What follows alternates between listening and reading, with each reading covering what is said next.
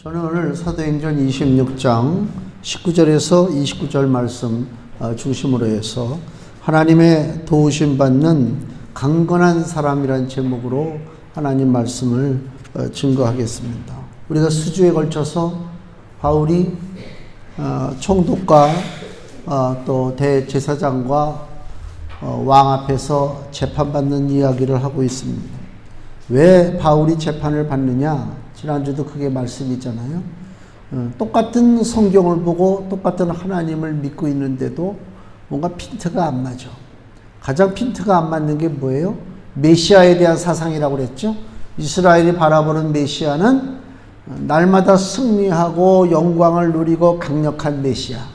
바울이 성경을 통해서 깨닫는 메시아, 예수 그리스도를 통해서 바라본 메시아는 이 땅에 우리의 죄 때문에 고난받으러 오신 메시아, 그거예요. 그 이스라엘은 그걸 못 받아들인다고 그랬잖아요. 그래서 바울이 이단으로 몰려서 재판받고 있는 거예요. 그러니까 바울이 바라보는 하나님의 약속이죠. 성경은 하나님이 우리에게 주시는 약속이란 말이에요. 그냥 약속이에요.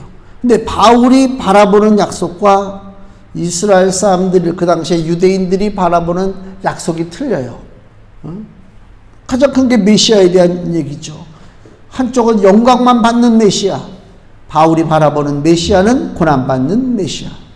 그 다음에 이스라엘은 오직 하나님의 택함받은 백성으로서 자기들의 민족 번영이죠. 이스라엘의 민족 번영이요. 근데 바울이 성경을 통해서 바라본 것은 이스라엘의 민족 번영뿐만이 아니라 이 땅에는 온 민족이 예수 믿고 제사함 받고 번영하는 것, 이것이요. 나만 잘 산다고 되는 게 아니잖아요. 같이 잘 살아야 될 거 아닙니까? 유럽이 그 난민 때문에 아주 그 어려움을 많이 겪고 있잖아요. 프랑스나 독일이나. 왜 그러냐면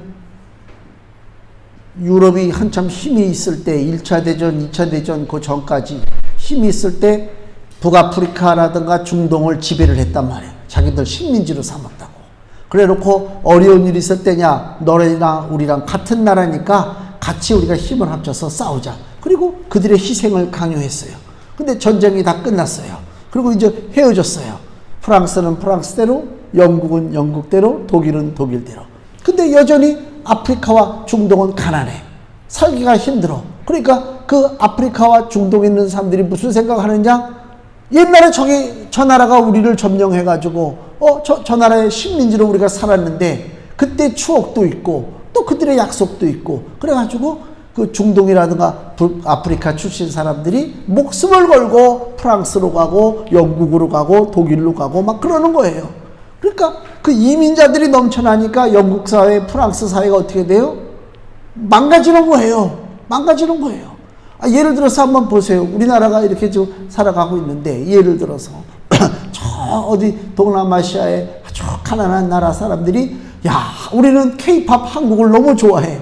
이왕이면 우리도 한국 가서 살자. 그래가지고 불법으로다가 막 수천 명, 수백 명씩 때를 지어서 한국으로다가 저 제주도로 상륙하고 남해안으로 상륙한다. 그럼 우리나라가 어떻게 되겠어요? 문제가 보통 커지는 게 아니거든. 우리 사람 매출 줄 수도 없고, 먹여줘야지, 재워줘야지, 어떻게 살게끔 해줘야 될지 사회에서 확 혼란이 온단 말이에요. 이 얘기는 무슨 얘기냐? 민족의 번영도 좋지만 세계가 평화롭고 세계가 잘 살아야 돼요. 우리만 잘 산다고 되는 게 아니잖아요. 우리 집만 문단속 잘하고 전기, 수도, 가스 우리 집만 점검 잘한다고 되냐? 옆에 집, 위에 집, 아래 집에서 잘못되면 같이 요절나는데 이 같이 잘 돼야 된단 말이에요. 그러니까 이스라엘이 바라보는 것은 오직 자기들 국수주의, 그 좁은 범위 내에서 자기들의 민족 번영이요. 바울이 바라보는 하나님은 이스라엘 하나만 살리시는 하나님이 아니라 물론 이스라엘의 하나님이시지만 하나님은 온 인류, 온 우주의 하나님이 되시잖아요. 그래서 바울이 바라보는 하나님은 이스라엘 민족에 국한된 것이 아니라 전 세계로 복음을 전하기를 원하시는 하나님. 그게 이제 핀트가 안 맞아서 바울이 오늘 재판정에 섰다. 하나님의 약속은 약속인데 약속의 내용을 지금 잘못 이해하고 있다. 그러면 성경에서 로마서, 이 사도행전 다음이 바로 로마서잖아요. 로마서 1장 2절. 하나님의 약속의 내용이 뭐냐? 하나님의 약속의 내용이 뭐냐? 이 복음은 로마서 1장 2절. 하나님이 선지자들로 말미암아 그의 아들에 관하여 성경에 미리 약속하신 것이라. 하나님의 약속은 뭐냐면 예수님을 통해서 이루고자 하시는 것이 하나님의 약속입니다.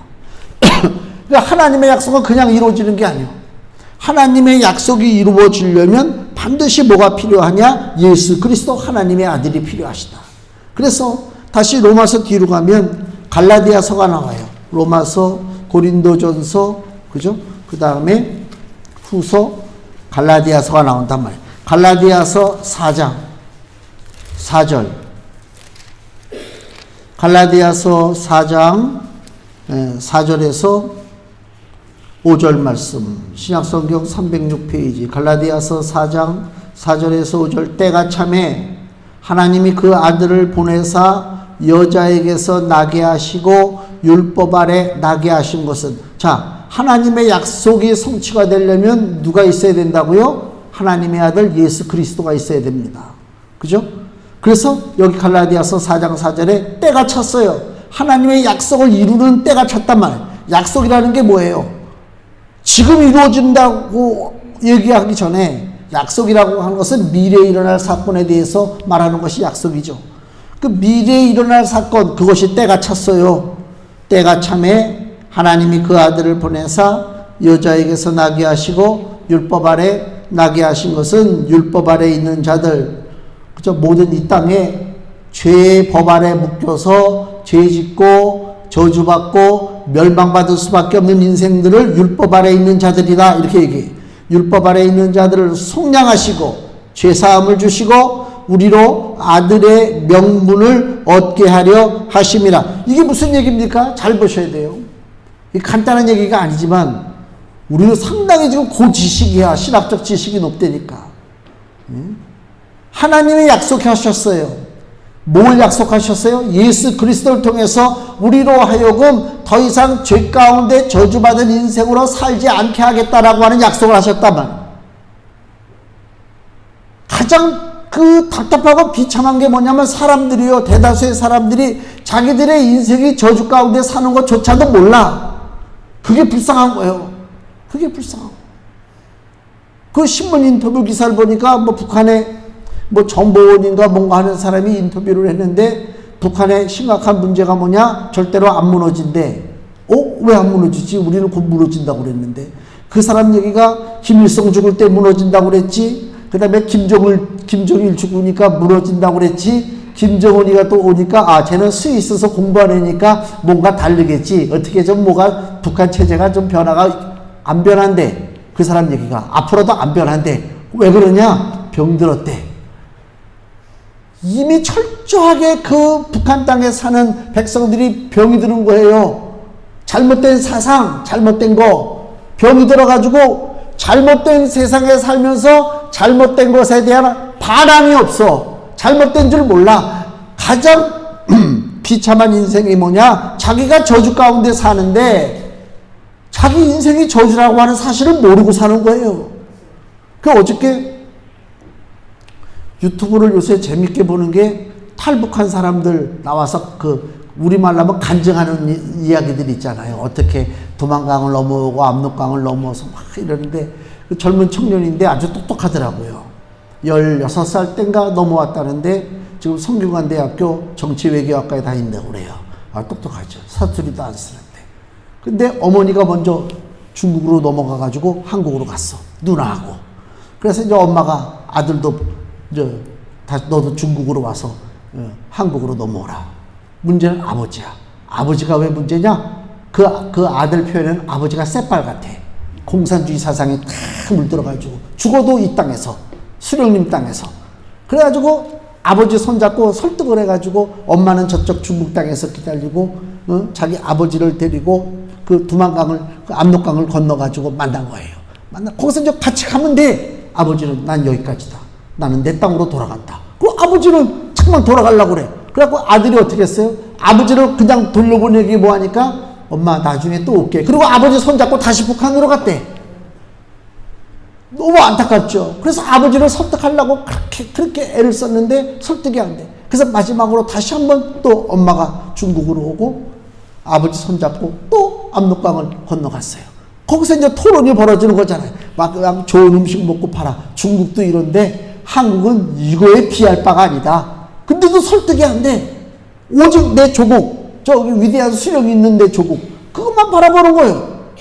그래서 어떻게 해요? 할 수 없이 어머니가 아들하고 안 되겠다.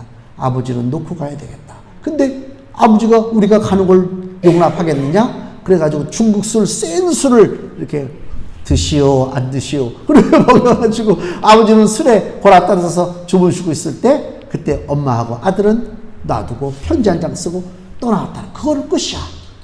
그 사람은 그렇게 그 땅에서 사는 거야. 이게 복음이에요, 복음. 이게 무슨 얘기인 줄 아세요? 우리가 오늘날 예수 믿어요. 예수 믿으면 잘 살아요. 얘기하잖아요. 세상 사람들이 그래. 야, 내가 사는 이 삶도 잘 살아. 뭘 교회 나가서 분상맞게 그냥 뭐 울면서 기도하고 뭐 그게 뭐냐. 나는 야 재밌게 야 놀러 다니고 다 저거 해도 인생 즐겁기만 해. 난 내 땅이 좋아. 다 그렇게 사는 거예요. 위대한 수령이 있는 땅. 그들에게도 다 위대한 수령이 있다니까. 영적으로 봤을 때. 그러니까 그 좋은 땅, 약속의 땅, 하나님의 은혜의 땅이 코앞에 있어서 넘어가기만 하면 되잖아요.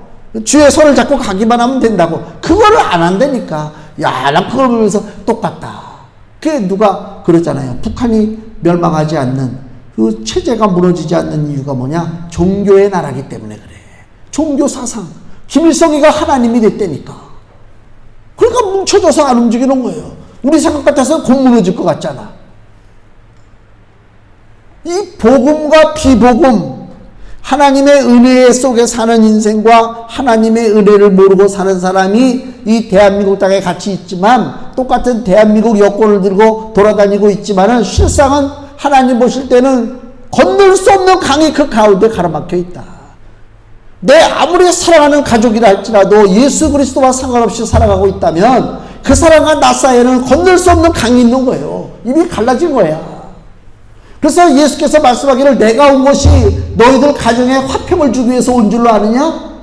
응? 시어머니와 며느리가 불화하고 어머니와 딸이 싸우고 아버지와 아들이 불화하고 왜 가족이 불화가 벌어지냐? 한쪽은 진리를 따라 예수 그리스도를 바라보고 나가고 한쪽은 진리와 상관없이 세상 속에 살기 때문에 그래서 다툼이 있을 수밖에 없는 것입니다. 하나님의 약속이 이루어지는데 가장 핵심적인 요소가 뭐냐? 예수 그리스도요. 그래서 우리가 예수님을 죽어라 하고 믿는 거야. 예? 예수님 앞만 믿어봐라. 밥이 나오나 뭐가 나오나 막 그러잖아요. 야, 밥이 문제가 아니고 뭐가 문제가 아니라니까. 그 순진한 소리들 하고 살고 있어. 예수 그리스도를 왜 죽자 사자 왜 붙잡고 나가느냐 말이야. 내 인생을 더 이상 저주 가운데 내버려두지 않고 나도 영생의 복을 누리고 하나님과 함께 동행하는 축복의 삶을 살아야 되겠다라고 하는 그 강한 열망, 미래에 대한 소망이 있기 때문에 예수 그리스도를 붙잡는 거예요. 신앙생활은요, 취미생활이 아니요. 이거 뭐 시간 나면 한번 뭐 그게 아니니까 목숨을 거는 거란 말이에요. 그래서 그 탈북자들을 이렇게 특징들을 보면요, 똑똑해요. 똑똑한 사람들이 탈북하는 거예요. 결단력 있는 사람들이. 그렇잖아요. 우리 같으면요, 멀쩡한 땅에서 그냥 태어나면서 이렇게 사는가 보다 하고 살고 있는데 어느 날 갑자기 야, 저 외국으로 같이 넘어가야 되겠다. 가다가 총 맞아 죽을지도 몰라. 그 위험이 있잖아. 근데 너 지금 이 밤에 보따리 싸고 다 여기 있는 거 짐 다 버리고 나랑 같이 저 강을 넘어갈 수 있겠느냐? 쉽게 판단합니까? 못해요. 그러니까 탈북한 사람들은 결단력이 있고 정보가 있어. 똑똑해. 판단을 잘 써. 그래서 내가 여기서 이렇게 살다 죽느니 차라리 가다라도 내가 죽겠다. 그러고 넘어오는 사람들이요. 그거 잘 대접해줘야 돼. 또 보통 똑똑한 사람들이 아니라니까. 결단력이 있어야 된단 말이야. 신앙도 마찬가지예요. 신앙도. 그냥 대충 그냥 한쪽은 세상이요. 한쪽은 믿음으로. 믿음도 아니고 세상도 아니고 이랬다 저랬다. 하면서요. 그럼 이것도 아니고 저것도 아니고 살다가 결국은 막판에 이게 아니로구나. 얼마나 안타깝고 억울하냐 그 얘기. 바울은 로마서 1장 1절에 이 하나님의 약속 예수 그리스도를 통해서 이루어지는 구원의 사건에 바울이 종으로 부름받았어요. 로마서 1장 1절 예수 그리스도의 종 바울은 사도로 부르심을 받아 하나님의 복음을 위하여 택정함을 입었으니, 이거는요 바울에게만 국한된 게 아니요. 우리 성도들도 하나님의 종이라니까. 예수 그리스도의 종이라니까. 구별지면 안 돼, 교회 내에서. 그 탈북한 사람들이 쓰는 용어가 있는데요. 무슨 용어를 많이 쓰냐고 내가 이렇게 봤더니 우리 같은 평민들은 이러더라고. 우리는 평민이란 말 잘 안 쓰죠. 우리는 뭐 시민, 또 뭐라 그러지? 그냥 뭐 백성, 뭐 이렇게 쓰나? 평민이란 말 안 쓰거든. 왜 그들이 평민이란 말을 쓰는지 아세요? 계급사회야, 공산주의가. 원래는 계급사회가 아니잖아. 다 동무잖아. 야, 김동무, 야, 이동무. 우린 다 동무야, 야. 뭐 어떠냐, 야. 다 이러잖아. 다 동무인데. 실상은 동무가 아니야. 다 계급이 있어. 그러니까 자기도 모르게 그 사회에 젖어들다 보니까 나 같은 보잘것 없는 사람은 그냥 평민이야. 조선시대 백성처럼. 그냥 평민이야. 여 위에는 뭐 백도 혈통을 가진 뭐 뛰어난 사람들이고. 그 사고방식이 우리도 있어가지고 예수 그리스도의 종은 목사만 종이야. 응? 성도들은 종이 아니야. 성도들도 종이에요. 내가 전도사 때 부천에 있는 교회에서 한 2년 그 교육전도사 있었는데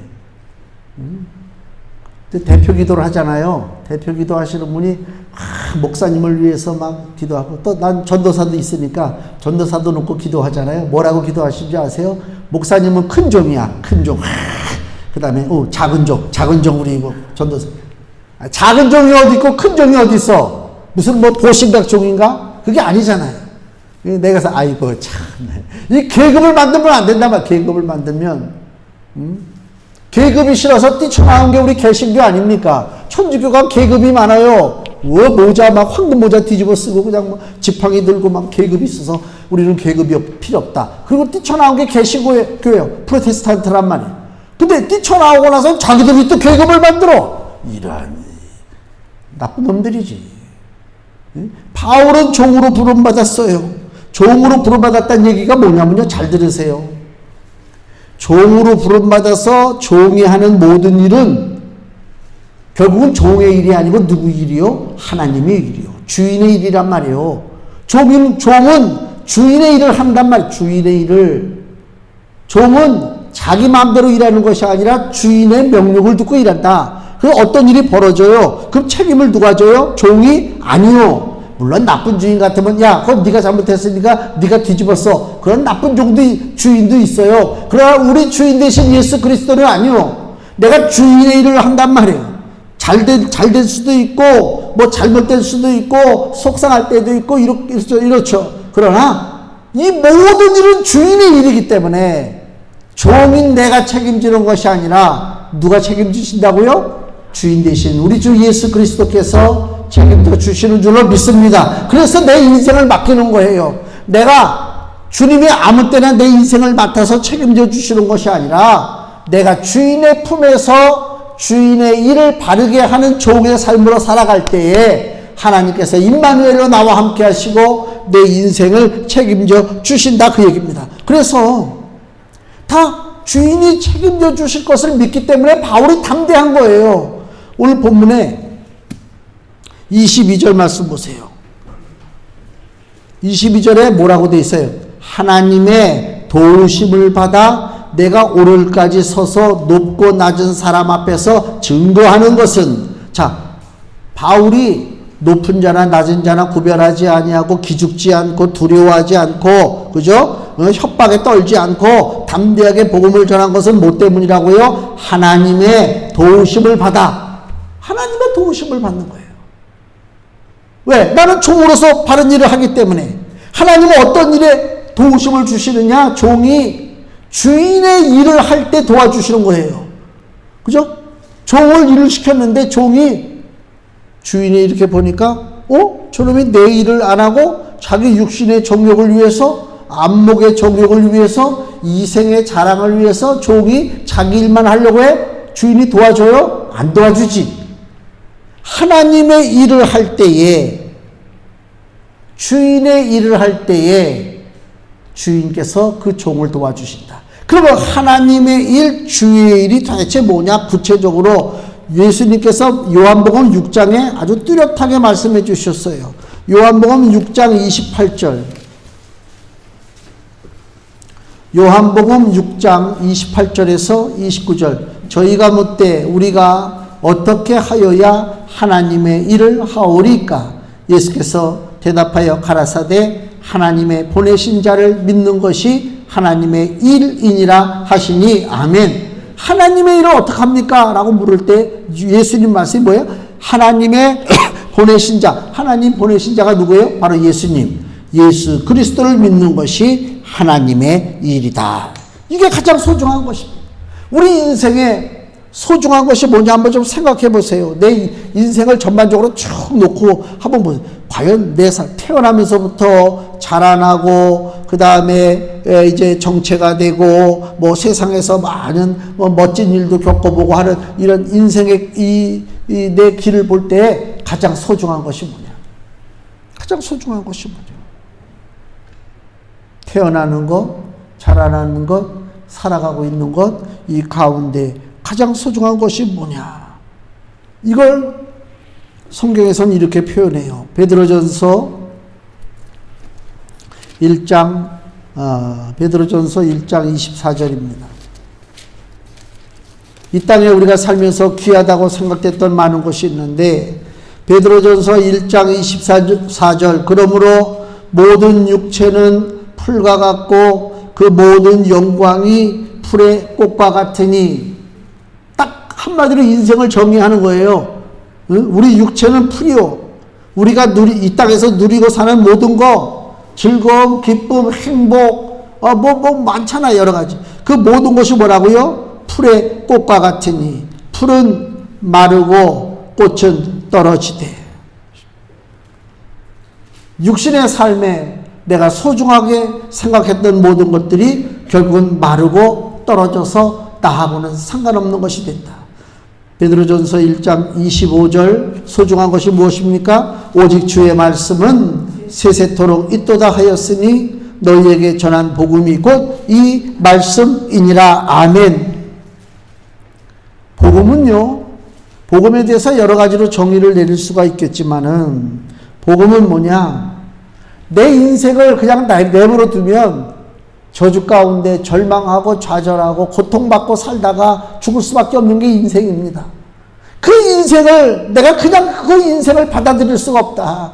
마치 탈북하는 것처럼 이 저주스러운 인생, 고통스러운 인생, 슬픔과 사망이 있는 인생을 그냥 받아들일 수 없다. 이걸 진정으로 끝내고 행복한 삶으로 나가야 되겠다.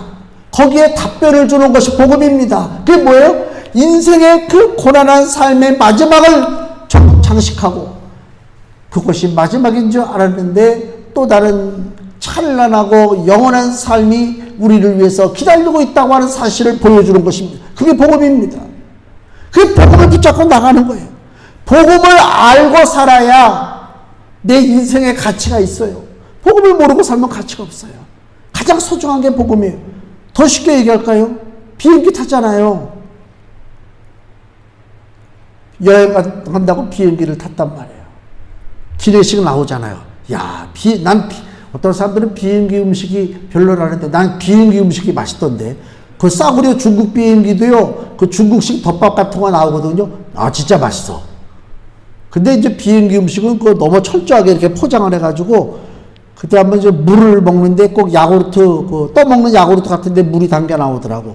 뚜껑을 열어야 되는데 뚜껑이 열려야 말이지. 남들은 다 뚜껑 열고 마셔가면서 밥 먹는데 나는 그 사람, 옆에 사람 밥 다 먹을 때까지 뚜껑하고 싸우는 거야. 체면이 있으니까 낑낑 소리를 못 내고, 이게 안 뜯어져. 이게.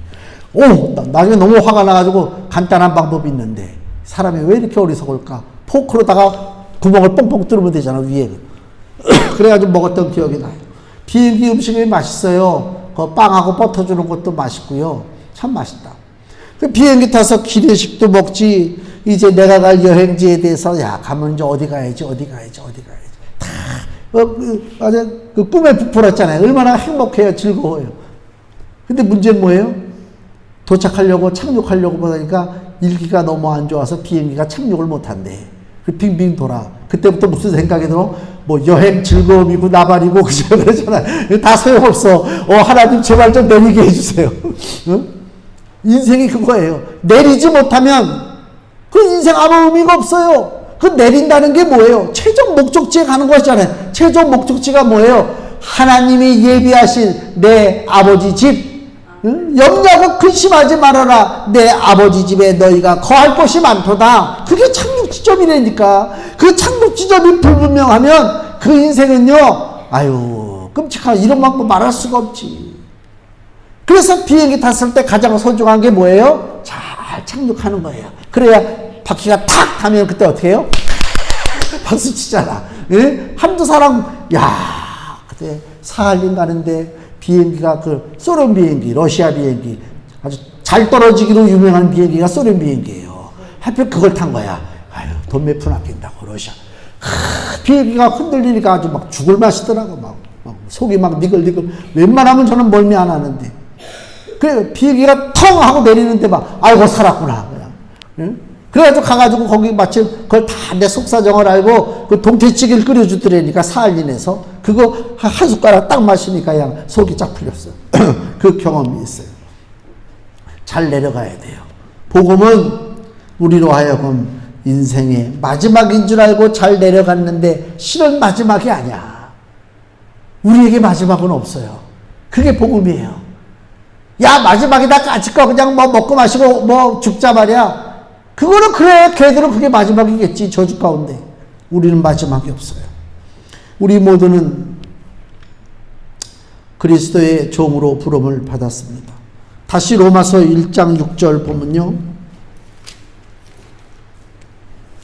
너희도, 사도 바울이 이제 로마 성도들에게 하는 얘기인데 그것은 뭐 우리들에게도 하는 얘기입니다. 너희도 그들 중에 있어 예수 그리스도의 것으로 부르심을 입은 자니라. 우리가 예수님의 것이래요. 예수님의 소유래요. 예수님의 종이다, 그 얘기입니다. 예수님의 종이다. 그래서 우리가 복음을 전하는 것입니다. 바울이 전한 복음은요, 내 사상, 내 생각이 아니고 하나님의 약속의 성취요. 하나님의 약속을 전하는 거란 말입니다. 하나님의 것을 전하기 때문에 우리가 그거에 대해서 거역하거나 불순종할 수가 없어요. 오늘 본문의 19절 말씀 보세요. 아그리빠 왕이요, 그러므로 하늘에서 보이신 것을, 지금 바울이 그 다메섹에 가다가 예수님의 부르심을 받았잖아요. 그 얘기를 하는 거예요. 하늘에서 보이신 것을 내가 거스르지 아니하고, 우리는 하나님의 것을 불순종할 수 없어요. 하나님의 것을 어길 수가 없어요. 순종하고, 그죠? 여기 거역하지 않고 받아들이고 나가는 것입니다. 수많은 어려움 속에서 좌절하지 않고 주눅들지 않고 낙심하지 않고 사도 바울이 예수님의 종으로 살 수 있었던 그 원동력이 뭐냐? 다시 본문의 22절, 하나님의 도우심을 받았기 때문에 그래요. 그게 중요한 것이고, 하나님의 도우심 받았기 때문에. 제가 이 말씀 드리는 것은 우리 성도들도 이 땅에 살면서 시시한 도우심 바라보지 말고 하나님의 완전하신 도우심을 바라보시기를 바랍니다. 하나님의 도우심을 바라봐요. 금주 말씀 보세요. 시편 28편 7절 말씀 같이 읽겠습니다. 여호와는 나의 힘과 나의 방패시니 내 마음이 저를 의지하여 도움을 얻었도다. 그러므로 내 마음이 크게 기뻐하며 내 노래를 저를 찬송하리로다. 아멘. 하나님은 나의 힘이요 나의 방패란 말이에요. 하나님 나의 도우심이 된단 말입니다. 하나님의 도우심을 왜 받습니까? 하나님의 일을 하니까 하나님 도우심을 받죠. 그래서 하나님의 도우심을 받는 사람은 기죽지 않습니다. 바울도 총독 앞에서나 왕 앞에서나 기죽지 않았어요. 24절 보세요. 바울이 이같이 변명함에 베스도가 총독이잖아요. 베스도가 크게 소리하여 가로되 바울아 내가 미쳤도다. 네 많은 학문이 너를 미치게 한다. 총독이 앉아서 재판정에서 바울이 얘기하니까 바울한테 뭐라고요? 야, 이 미친놈아! 그 얘기 아닙니까? 대부분의 사람 같으면 총독이 나한테 야, 이 미친놈아! 그러면 어떻게 됐을 때 움츠러들지. 이거 더 이상 얘기했다간 큰일 나겠다. 근데 뭐라 그래? 바울이 25절 바울이 가로되 베스도가 가요 내가 미친 것이 아니요 참되고 정신 차린 말을 하나이다. 왜 그랬어요? 왜 바울이 기죽지 않고, 뭐 바울이 원래 배짱이 있어서 그렇습니까? 그게 아니라 하나님의 도우심을 받고 있기 때문에 그래요. 든든한 거예요. 아니, 동네 무슨 강아지도 자기 주인 앞에서는 지저대잖아. 딱 가면 조그만 놈들이 가끔 가다 보면 엘리베이터 들어오고 조그맣게 삥 이러잖아. 자식이 이게 어서, 응? 주먹만한 강아지가 말이야. 아, 나는 개를 별로 안 좋아해요. 그래가지고. 뭐 개가 이쁘. 주인 믿고 설치된단 말이야. 대부분이. 27절 보세요. 아그리빠 왕이요 선지자를 믿으시나이. 이제 왕한테까지 오히려 질문을 해. 재판받는 사람이. 응? 아그리빠 왕이요 선지자를 믿으시나이. 즉 성경을 믿냐? 믿으시는 줄 아나이다. 아그리빠가 바울더러 이르되 내가 적은 말로 나를 권하여 그리스도인이 되게 하려 하는도다. 바울이요 아그리빠 헤롯 아그리빠 2세인데 그 아그리빠 왕에게 이제 뭐라고 그래요? 아그리빠 왕이요 선지자를 믿으시나이까? 성경을 믿습니까? 그거예요. 근데 성경을 안 믿는다고 그럴 수는 없잖아. 이스라엘의 왕이 갈릴리 베레아 그쪽 왕인데 어떻게 내가 성경을 안 믿는다고 그래? 만약에 믿는다고 그러면 또 바울 말에 자기가 넘어가는 것 같잖아. 그러니까 이 왕 입장에서는 믿는다고 얘기할 수도 없고 안 믿는다고 얘기할 수도 없고. 그러니까 28절 뭐라고 그래요? 아그리빠가 바울더러 이르되 내가 적은 말로 즉 짧은 시간에 나를 건면해가지고 그리스도인이 되게 하려 하는도다. 바울이 뭐라고 그래? 29절 말이 적으나 많으나 시간이 짧으나 기르나 너 당신뿐만이 아니라 오늘 내 말을 듣는 모든 사람 이 자리에 모여있는 고관 대작들 재판장들 다 나와 같이 이렇게 결박한 것 외에는 나와 같이 되기를 하나님께 원하노이다. 나와 같이 된다는 얘기 뭐예요? 저주에서 벗어나서 하나님의 일을 하는 그리스도의 종이 된다 그 얘기요. 얼마나 복음의 사람 축복의 사람 아닙니까? 이거 보통 멋있는 게 아니에요. 우리가 살다 보면 때로는 기죽을 때가 있잖아요. 괜히 누구한테. 기죽지 마세요. 또 돈 좀 있으면 좀 사람들이 막 잘난 척 하잖아요. 우리나라 사람들은 나도 그거 요새 알아서 차를 타는데 뭐 차를 내리는 뭐라 그러더라? 그 뭐라 차부심이라고 그러나 뭐 그러고 있다며. 나 같은 사람이 차에서 내릴 때는 그냥 푹 내리고 그냥 아무 생각 없이 뒤도 안 돌아보고 걸어가는데 좋은 차에서 내릴 때는 천천히 내린대. 나 좀 봐달라 이거야. 문도 교양 있게 탁 닫고 그 다음에 하다가 거기서 미리 잠그고 가면 되잖아. 저만큼 가다가 삐빅거리잖아. 사람들의 관심을 나게 하고 뭐 그런 거 있잖아요. 막 이렇게 좀 뭐가 보이려고 하는 뭐 그거. 좀 괜히 좀 뭐 가지고 있는 사람 앞에는 좀 뭔가 좀 어깨가 좀 이렇게 수그러드는 그렇게 하지 말라 그 얘기요. 바울 보세요. 왕 앞에서나 총독 앞에서나 할 얘기 다 하잖아. 왜 그래요? 하나님의 도우심을 받는 강건한 사람이기 때문에 그렇습니다. 사랑하는 성도 여러분도 믿음으로 이 땅에 우리가 살아갈 때 우리 역시 하나님의 일을 합니다. 그리스도의 종입니다. 하나님의 도우심을 받는 강건한 사람이라고 하는 사실을 의심치 마시고 믿고 이 땅에서 담대하게 예수 그리스도가 우리에게 유일한 소망이요 기쁨이라고 하는 사실을 담대하게 외칠 수 있는 그리스도의 종이 되시기를 예수님의 이름으로 축원을 드립니다.